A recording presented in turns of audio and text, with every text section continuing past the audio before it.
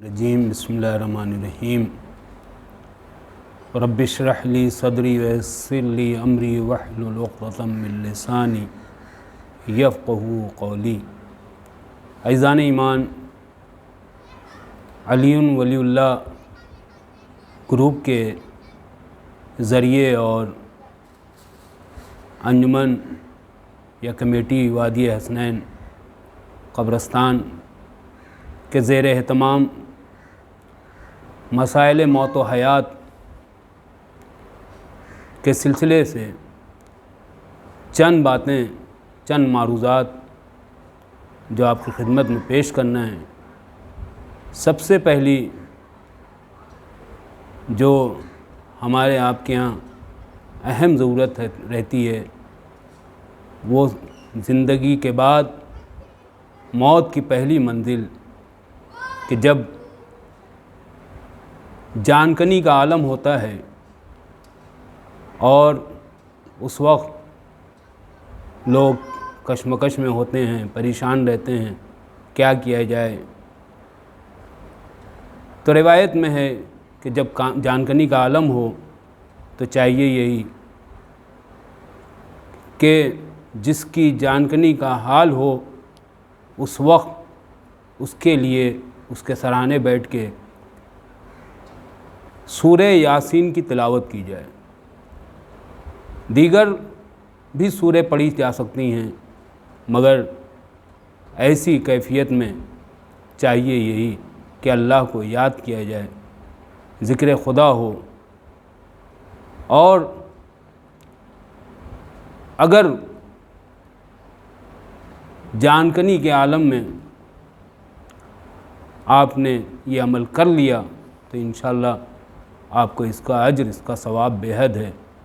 और अगर खुदा न करे अगर जान निकल जाए,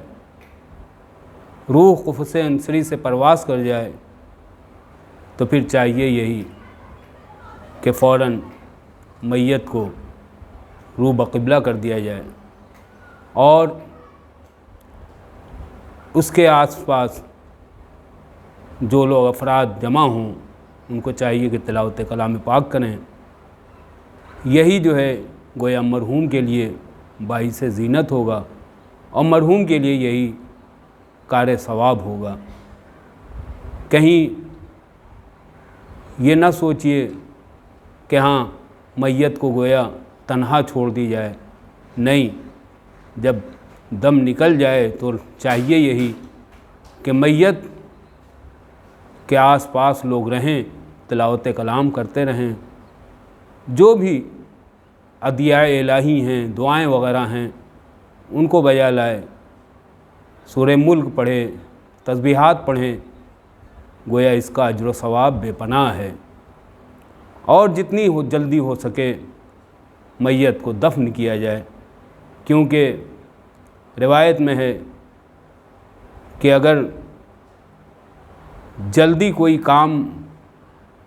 शरीयत में है तो वो सबसे ज़्यादा अहम और सबसे ज़्यादा ज़रूरी वो तदफीन और गुस्ल व कफ़न का है कि जितनी जल्दी हो सके मैयत को आप गुस्ल व कफ़न और दफन का इंतज़ाम करिए। क्यों? इसलिए कि मैयत को ज़्यादा देर रखना शरीयत में गोया इसकी मज़म्मत की गई है। और जब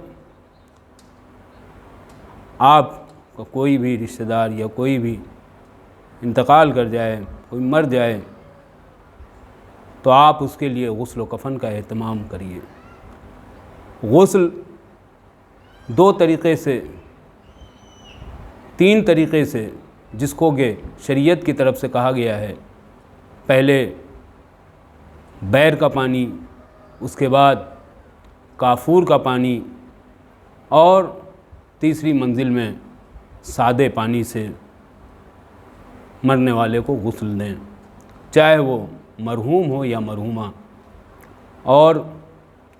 ज़रूरी यही है कि जब आप गुस्ल दे रहे हैं या कोई भी गुस्ल दे रही हैं तो देते वक्त गुस्ल इस बात का ख़याल हो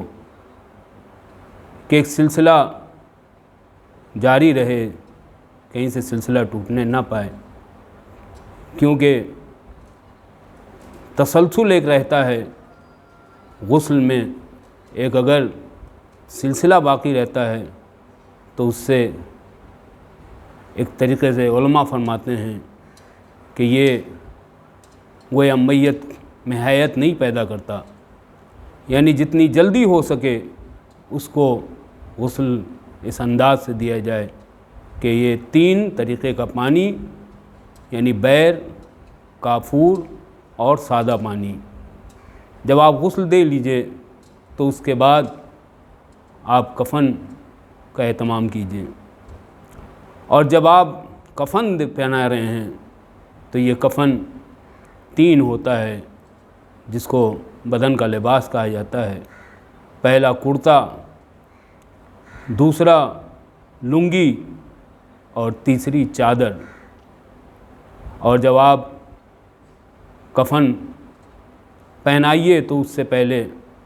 آپ اس کا بھی خیال رکھیے کہ میت کو جو 7 اعضائے سجدہ کہے گئے ہیں، جن کو اعضائے سبعہ کہا گیا ہے، یعنی دونوں ہاتھوں کی ہتھیلی، دونوں پیر کے انگوٹھے، دونوں گھٹنے اور پیشانی، ان اعضاء کو حنوط دیجیے۔ حنوط کا مطلب یہ کہ آپ کافور کو باریک بنا کر میت کے ان 7 اعضاء پر لگائیے تاکہ معلوم ہو سکے کہ آپ نے میت کو حنوط دیا ہے۔ جب آپ میت کو کفن پہنا لیجئے تب اس کے بعد آپ جنازے کو، جب آپ کفن کے بعد جنازے کو لے جائیں تو اس طریقے سے لے جائیں کہ حکم یہ ہے کہ میت کو 3 منزلیں دی جائیں، اور جب میت کو منزلیں دی جائیں تو چاروں طرف سے جو کاندھا دینے والے ہیں ان کو چاہیے کہ کم از کم ایک نظم و ضبط کے ساتھ چلیں، اور جب چلیں تو کلمہ شہادت پڑھتے ہوئے چلیں، اور جب کلمہ شہادت پڑھیں گے تو اس کا بہت بڑا اجر و ثواب ہے۔ دیگر یہ ہے کہ آپ جنازے کو اہتمام کے ساتھ اٹھائیں، جب رکھیں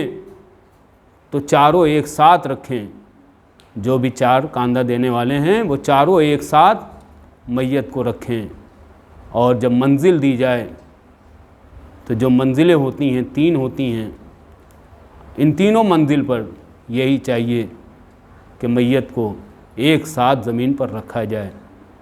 اور پھر جب تیسری منزل ہوتی ہے تو اس وقت مرد کے لیے، اگر مرنے والا مومن ہے، مرد مومن ہے، تو اس کو 35 سے داخل کیا جائے۔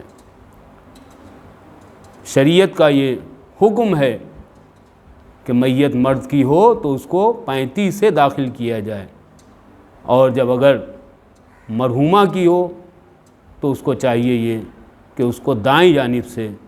داخل کیا جائے، اور ایسی صورت میں صلوات پڑھا جایا کرے، کیونکہ یہ عمل ہمارے آپ کے لیے باعث زینت ہوتا ہے۔ اور جب آپ میت کو دفن کر لیجئے تو آپ کو چاہیے یہ کہ آپ میت کی قبر پر 7 بار انا انزلنا کی تلاوت کیجئے، جس کا ثواب بے پناہ ہے، اور علماء تو یہاں تک فرماتے ہیں کہ آپ اپنی انگلیوں کو قبر پہ اس طریقے سے چبھو کے، اس طریقے سے آپ اس پر یہ سورہ انا انزلنا کی تلاوت کیجئے کہ آپ کی انگلیوں کے نشان ہو جائیں، اور علماء فرماتے ہیں کہ اس کا پڑھنا بے پناہ ثواب ہے۔ اور جب آپ انا انزلنا پڑھ لیجئے اور جب گھر جائیے تو آپ کو چاہیے کہ آپ اپنے مرحوم کو نماز وحشت میں یاد کریے۔ یہ نماز وحشت جس کا بے پناہ ثواب ہے، بے حد اجر و ثواب ہے، کہ جس کا طریقہ یہ ہے کہ آپ پہلی رکعت میں الحمد کے بعد، یعنی صبح کی طریقے سے پڑھی جائے گی، پہلی رکعت میں الحمد کے بعد ایک بار آیت الکرسی پڑھیے، اور دوسری رکعت میں الحمد کے بعد 10 بار انا انزلنا پڑھیے، اور پھر جب آپ 2 رکعت پوری کریں تو تشہد و سلام کے بعد آپ مرحوم یا مرحومہ جس کا نام بتایا جائے اس کو ایصال ثواب کیجیے۔ عربی میں اس طریقے سے کہا جاتا ہے اللہم وابعث ثوابہم، مرد کے لیے کہا جائے گا، یعنی پڑھنے والے اس مرد مومن کا اس کا ثواب پہنچے، اس نماز کا ثواب پہنچے۔ اور اگر عورت کو ایصال ثواب کیا جائے گا تو کہا جائے گا اللہم وابعث ثوابہا، پروردگارہ اس کا ثواب اس مرحومہ کو حاصل ہو۔ تو گویا یہ نماز وحشت جس کا پڑھنا بے حد ثواب ہے، اور ثواب 2 طریقے کا ہوتا ہے،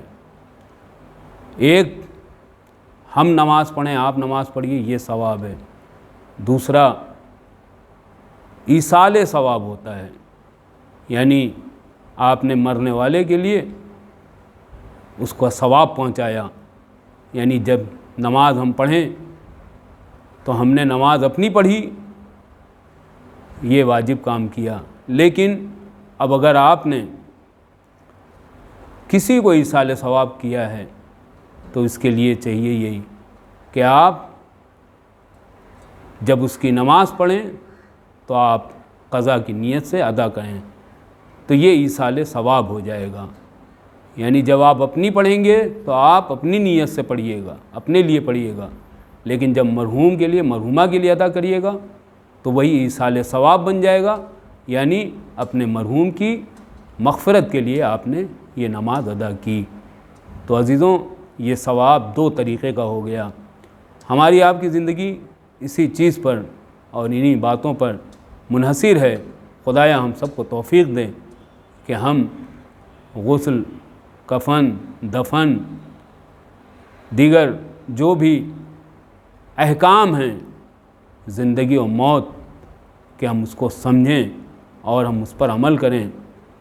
کیونکہ یہ ائمہ طاہرین کی طرف سے قربانی ہے، اس کی لاج رکھنا، اس کو ہمیں آپ کو جو اپنا جو فرض ہوتا ہے وہ یہ کہ ہاں اس کو باقی رکھیں، قائم رکھیں۔ کیوں؟ اس لیے